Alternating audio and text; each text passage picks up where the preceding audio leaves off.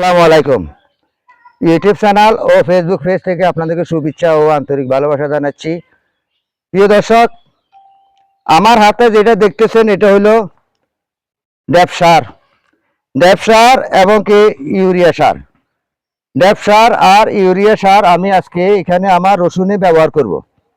তাহলে আমার এই রসুন লাগানোর 2 মাস, আজকে 10 দিন, 2 মাস 10 দিনের ভিতরে আমার এই 2 বার সার দেওয়া হচ্ছে।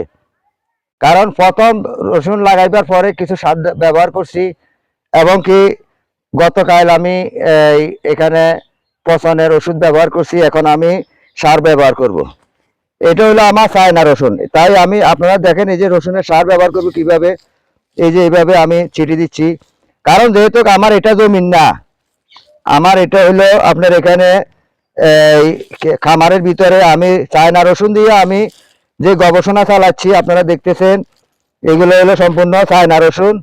তাই আপনাদেরকে দেখাচ্ছি, আপনারা রসুনের চাষ করতে পারেন ইনশাআল্লাহ। দেখতেছেন আমার এখানে রসুন হচ্ছে, রসুনের মোটামুটি রসুনের ফসল আমি ভালোই দেখতেছি। তাই আমি আগামীতে আল্লাহ যদি বাঁচায় রাখে, আপনাদের দোয়া যদি থাকে, তাহলে আমি আগামীতে এখানে রসুনের চাষ করব, অনেক রসুন চাষ করব। যেমন 2 কানি কিংবা আমাদের উত্তরবঙ্গের জন্য 2 বিঘা, 2 কানি প্লাস 2 বিঘা জমিনে আমি রসুনের চাষ করব। তাই আমি সকলের প্রতি আহ্বান জানাচ্ছি, আপনারা রসুনের চাষ করেন। রসুন, পেঁয়াজ, মরিচ, আলু এগুলো আমাদের নিত্য প্রয়োজনীয় মশলা। তাই আমাদেরকে রসুনের চাষ করতে হবে। আপনারা রসুনের চাষ করেন, পেঁয়াজের চাষ করেন, আলুর চাষ করেন। এই যে আমি এখন রসুনে যখন সার প্রয়োগ করবো, সার প্রয়োগ করার পরে আমি এখানে পানি দিয়ে সেচ দিয়ে ভিজিয়ে দিব। সেচ দিয়ে ভিজিয়ে দেওয়ার পরে ইনশাআল্লাহ আমার রসুনের গোড়া যত মোটা হবে আপনার রসুনটা ততই বড় হবে। রসুনের গোড়াটা যত মোটা হবে আপনার রসুন ততই বড় হবে। আপনারা এই হিসেবে সার ফার ব্যবহার করতে হবে। কারণ রসুন যখন উপরের দিকে উঠতে যায়, তাহলে রসুনের উপরের দিকে যতটুকু উঠবে নিচের দিকেও ততটুকু মোটা হবে। মোটা হওয়া মানে আপনার রসুন বড় হওয়া। তাহলে আপনারা রসুনে এই হিসাবে ব্যবহার করতে হবে সার। এই হিসাবে সার ব্যবহার করি আপনারা এখানে পানি দিয়ে সেচ দিয়ে দিবেন।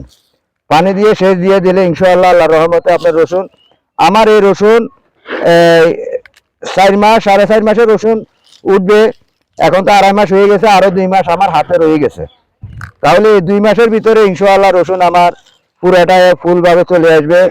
তাই প্রিয় দর্শক, আপনারা দেখেন আমি আজকে যে সার ফার দিচ্ছি, দেওয়ার পরে আমি এখানে পানি দিব। তাই আপনাদের প্রতিও আমার আহ্বান আছে, আপনারা রসুনের চাষ করুন। রসুনের চাষে মোটামুটি লাভজনক চাষ এটা। রসুন, পেঁয়াজ, মরিচ এবং কি আলু। এই যে আমার এখানে রসুনের পাকে পাকে আমার পেঁপে আছে, আমার রসুনের পাকে পাকে পেঁপে আছে। তাই আপনাদেরকে আমি সেই আহ্বান জানাচ্ছি, আমি আমাদের এই চট্টগ্রাম বিভাগে অন্য কোথাও কোনো রসুনের চাষ নাই, পেঁয়াজের চাষও নাই। এই প্রথম আমি পরীক্ষামূলক রসুনের চাষ করতেছি। তাই আপনাদেরকে দেখাচ্ছি, আপনারা যারা দেখতেছেন আমার ভিডিওটা অবশ্যই আপনারা শেয়ার করে দিবেন। কারণ আমাদের এই জনবহুল বাংলাদেশে অনেক খাদ্যের চাহিদা আছে, কিন্তু খাদ্য উৎপাদন নাই। খাদ্যের চাহিদা আছে ঠিকই, কিন্তু খাদ্য উৎপাদন নাই। কিন্তু তাহলে আমাদের খাদ্য অনেকটা ঘাটতির মুখে আছি আমরা।